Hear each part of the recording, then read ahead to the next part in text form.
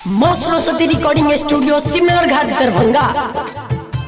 Singing by Hrithik Singh Rajput.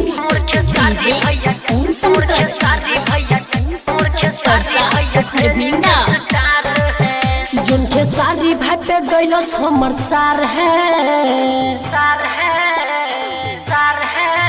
जुनके सारी भाई पर गइलस हमर सार है। मोरखे सारी भैया ट्रेनिंग स्टार है। मोरखे सारी भैया ट्रेनिंग स्टार है। कृति बहिनी पर गइलस हमर सार है। मोरखे सारी भैया ट्रेनिंग स्टार है। मोरखे सारी भैया ट्रेनिंग स्टार है। मोरखे सारी भैया ट्रेनिंग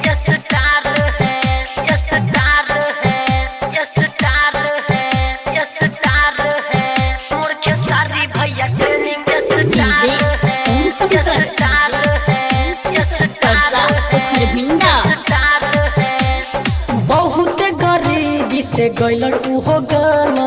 ट्रेनिंग स्टार कहे सारा जमाना। बहुत गरीबी से गइलर उहो गाना। ट्रेनिंग स्टार कहे सारा जमाना। एगो गलती के सजाऊ बेकार है। एगो गलती के सजाऊ बेकार है। मोरखे सारी भैया ट्रेनिंग स्टार है। मोरखे सारी भैया ट्रेनिंग स्टार है।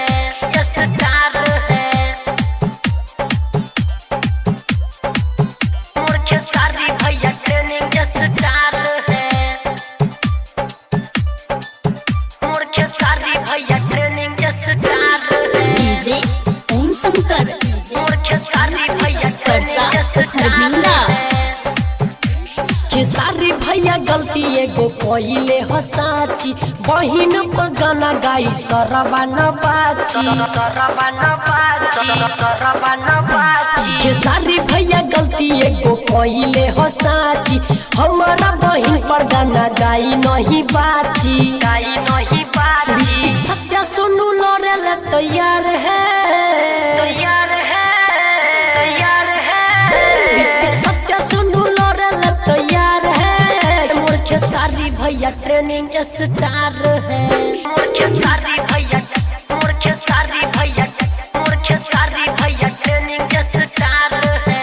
कृति बहिनी पर गइलस हमर सार है। मोरखे सारी भैया ट्रेनिंग स्टार है। मोरखे सारी भैया ट्रेनिंग स्टार है। मां Saraswati recording studio contact number 95107408।